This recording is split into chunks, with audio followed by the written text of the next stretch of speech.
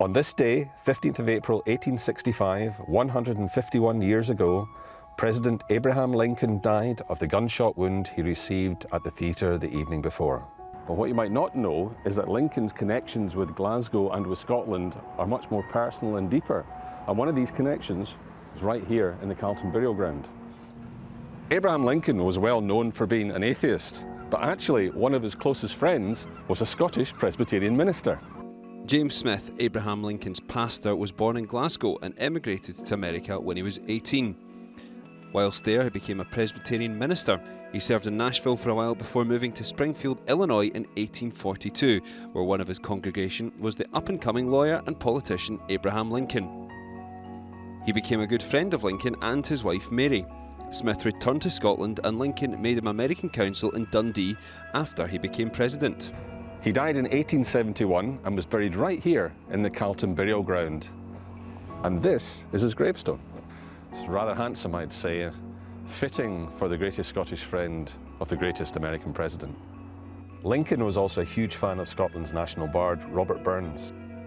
It's recorded that he always carried a copy of his works around with him and that he could recite entire poems off by heart. When he held soirees at the White House, the president's party piece often involved him standing up and reciting something like Holy Willie's Prayer, all in a very passable Scottish accent. But James Smith wasn't the only Glaswegian to play a very important role in Abraham Lincoln's life. 10 years after Abraham Lincoln was born in Kentucky, Alan Pinkerton was born in a tenement which used to stand just behind me here in Gorbals in Glasgow. He also grew up to a bit of a political radical. He joined the Chartist movement, and the Chartist movement was all about getting more people to vote. In fact, he became of interest to the British government and he had to flee the country.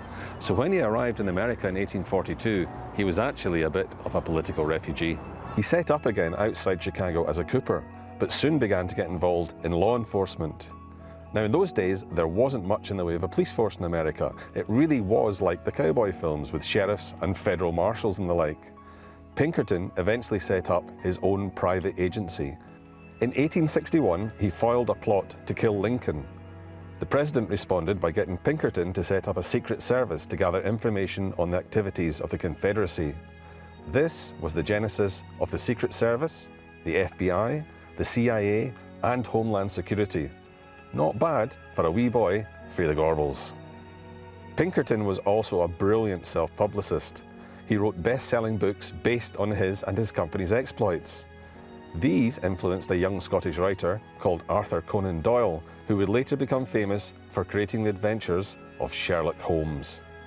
So as you can see, two of the most important people in the life of the greatest American president, Abraham Lincoln, were actually Glaswegians.